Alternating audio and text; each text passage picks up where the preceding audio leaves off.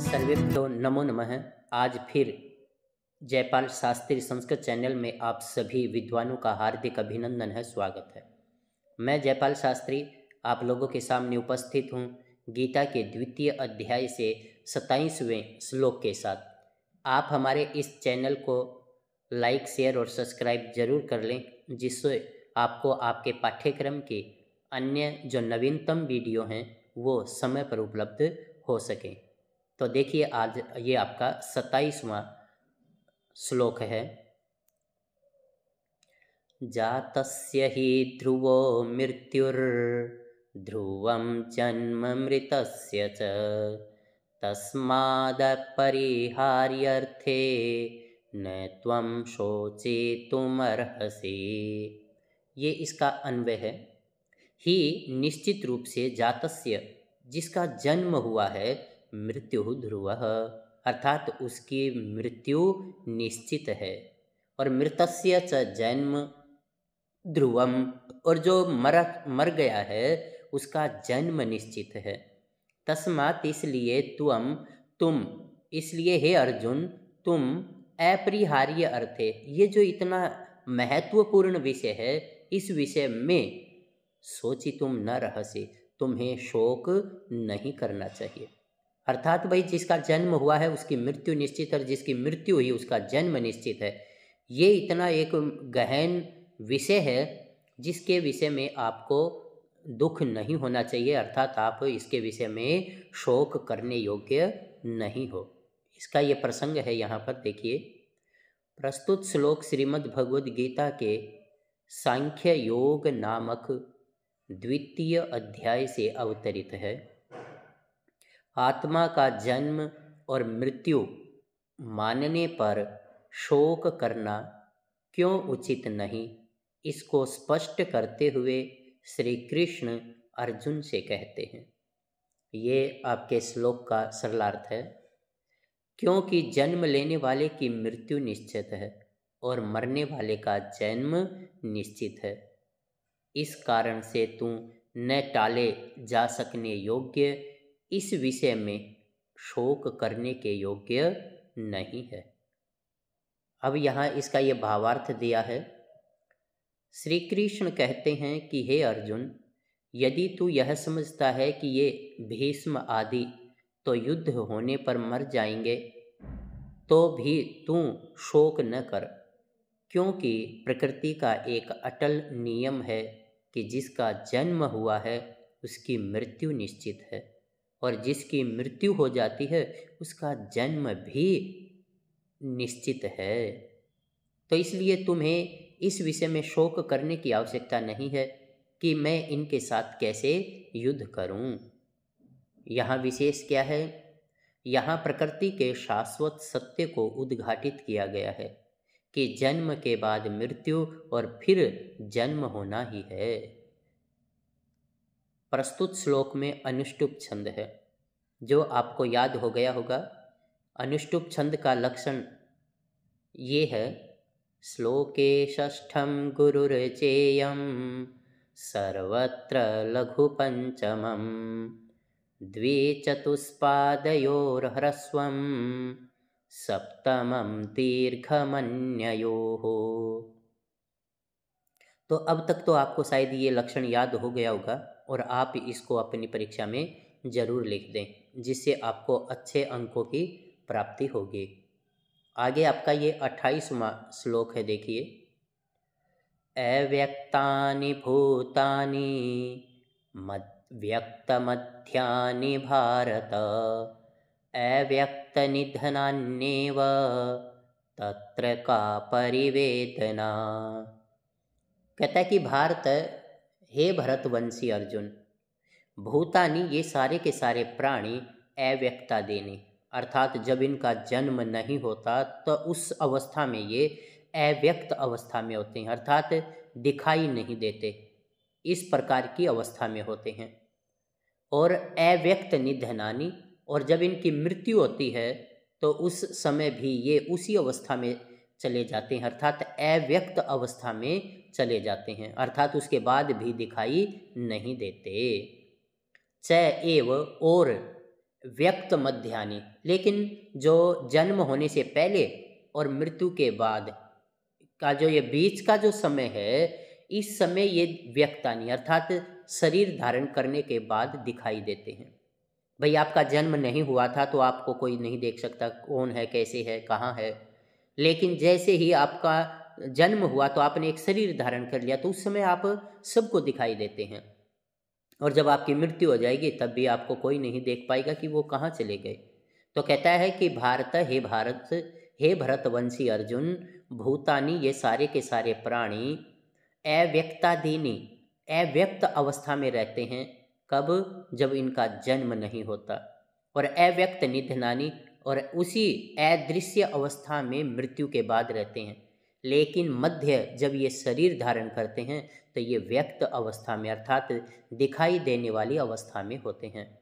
तत्र का परिवेदना, फिर ऐसी अवस्था में इनके विषय में शोक करने की क्या ज़रूरत है, अर्थात आपको इनका कोई शोक नहीं करना चाहिए। इसका ये प्रसंग दिया है यहाँ पर देखिए। प्रस्तुत श्लोक श्रीमद् भगवद गीता के सांख्य योग नामक द्वितीय अध्याय से अवतरित है। कुरुक्षेत्र की युद्ध भूमि में अर्जुन को उपदेश देते हुए श्री कृष्ण प्राणियों के व्यक्त अव्यक्त रूप की चर्चा कर रहे हैं। सरलार्थ है ये आपका देखिए।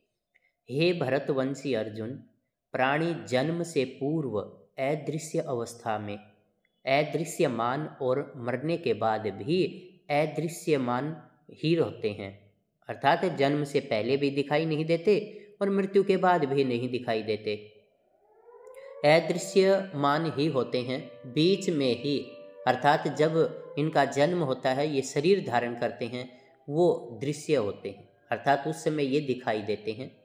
उस विषय में क्या दुखी होना, अर्थात फिर आप इस विषय में क्यों दुखी हो रहे हो? भाई आपको पता है जन्म से पहले भी आपने इनको नहीं देखा और मृत्यु के बाद भी आप नहीं देख पाएंगे। अब जो शरीर धारण किए हुए हैं इस समय ये दृश्यमान हैं, तो इसलिए आप इनके विषय में शोक मत करो। तो ये आपकी व्याख्या दी है, देखिए विशेष है ये। श्री कृष्ण कहते हैं कि सभी भूत प्राणियों के शरीर इस संसार में जन्म लेने से पहले मूल प्रकृति में विद्यमान रहते हैं और जन्म के साथ ही वे इस दृश्यमान जगत में स्वरूप धारण करते हैं, अर्थात शरीर जब धारण करते हैं तो उनका एक मूर्त रूप आ जाता है, अर्थात फिर उनको देखा जा सकता है। तो इसलिए कहता है कि जन्म के साथ ही वे इस दृश्यमान जगत में स्वरूप धारण करते हैं। पुनः मृत्यु हो जाने पर ये भूत प्राणियों के शरीर मूल प्रकृति में ही लय हो जाते हैं, अर्थात जब जन्म नहीं हुआ था तो भी मूल प्रकृति में विद्यमान थे और मृत्यु होने के बाद फिर ये मूल प्रकृति में ही विद्यमान हो जाते हैं। यही प्रकृति का नियम है। इस विषय में विलाप करना या चिंता करना अज्ञानता है, अर्थात हे अर्जुन, इसलिए तुम इनके विषय में शोक मत करो। अब यहाँ विशेष क्या कहा गया है इसमें? यहाँ प्राणियों के शरीर की अव्यक्त और व्यक्त स्थिति को बताया गया है, जिसमें अव्यक्त का अर्थ है उत्पत्ति से पहले का रूप और व्यक्त का अर्थ है जन्म मरण के बीच की स्थिति, अर्थात जब उसका जन्म होता है और शरीर धारण करता है उस स्थिति के विषय में बता रहा है और उसे हम व्यक्त बोलेंगे। नंबर 2, भारत। भारत का अर्थ है भरत से संबंध रखने वाला या भरत की संतान। भरत कौरवों और पांडवों के पूर्वज हैं, अतः यहाँ अर्जुन के लिए भारत शब्द का प्रयोग हुआ है। इस श्लोक में अनुप्रास अलंकार की सुंदर योजना है और इसमें अनुष्टुप छंद है। तो इस तरह से आप इस श्लोक को अच्छे से याद कर लें, इसके अर्थ को समझ लें और जिससे कि आपको परीक्षा में लिखते समय कोई कठिनाई ना होवे। अब ये आपका देखिए 29 का श्लोक है।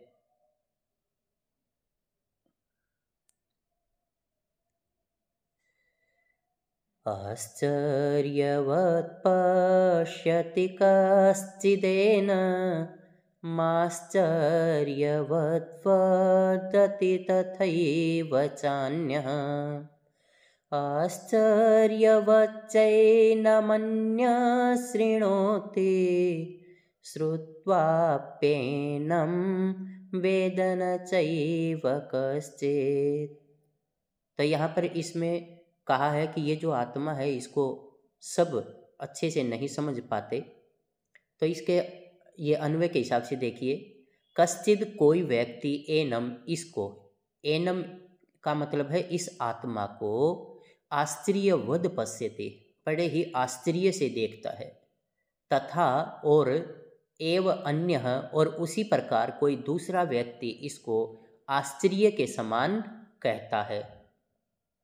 कोई तो इस आत्मा को आश्चर्य के साथ देखता है, कोई आश्चर्य के समान कहता है, अन्य च एनम आश्चर्यवत् शृणोति, और दूसरा व्यक्ति इस आत्मा के विषय में बड़े ही आश्चर्य के साथ सुनता है। और कश्चिद श्रुत्वा अपि एनम न एव वेद, और कोई ऐसा व्यक्ति भी है जो इसके विषय में सुनकर इसको जान भी नहीं पाता। तो कहता है कि कोई तो इसको आश्चर्य के समान देखता है, कोई आश्चर्य के समान कहता है, कोई आश्चर्य के समान इस आत्मा के विषय में सुनता है, और कोई सुनकर भी इसको समझ नहीं पाता। तो इसका ये प्रसंग दिया है यहाँ। प्रस्तुत श्लोक श्रीमद् भगवद गीता के सांख्य योग नामक द्वितीय अध्याय से अवतरित है। भगवान श्री कृष्ण अर्जुन से आत्मा की गहनता एवं सूक्ष्मता के विषय में बता रहे हैं। सरलार्थ है ये, कोई पुरुष इस आत्मा को आश्चर्य के समान देखता है और वैसे ही दूसरा आश्चर्य के समान कहता है, और दूसरा कोई इस आत्मा को आश्चर्य के समान सुनता है, और कोई सुनकर भी इस आत्मा को नहीं जान पाता। कहता है कि भाई कोई तो इस आश्चर्य से देखता है, कोई बोलता है, कोई सुनता है, लेकिन कोई सुनकर भी इसके विषय में जान नहीं पाता। अब ये भावार्थ दिया है यहाँ।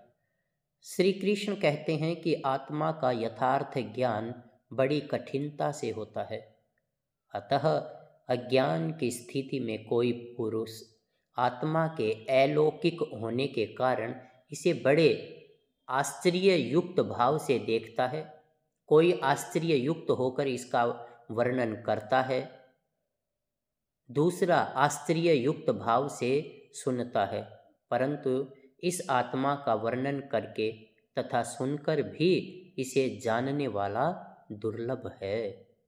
इसमें विशेष क्या है? आत्मा को अलौकिक तथा ज्ञान से परे बताया गया है। अनुप्रास अलंकार की सुंदर योजना है और प्रस्तुत श्लोक में इंद्र वज्रा छंद है। तो इंद्र वज्रा जो छंद है इसके विषय में आप हमारी जो चैनल पर रखी हुई एक इंद्र वज्रा छंद की वीडियो भी है, आप उसको भी सुन सकते हैं। और इंद्र वज्रा के विषय में बताया है, स्यादिंद्र वज्रा यदि तौ जगौकः, स्यादिंद्र वज्रा यदि तौ जगौकः, स्यादिंद्र वज्रा यदि तौ जगौकः, स्यादिंद्र वज्रा यदि तौ जगौकः। जिस छंद के प्रत्येक चरण में 2 तगण 1 जगण और 2 गुरु हों और प्रत्येक चरण में 11 मात्राएं हों, वो आपका इंद्र वज्रा छंद कहलाएगा। तो ये आपका गीता के द्वितीय अध्याय का 29वां श्लोक था। आप हमारी इस वीडियो को लाइक, शेयर और सब्सक्राइब जरूर करें, जिससे आप अन्य जो नवीनतम वीडियो हैं वो प्राप्त करें। इन्हीं शब्दों के साथ आप सभी का बहुत बहुत धन्यवाद। जय तु संस्कृतम, जय तु भारतम।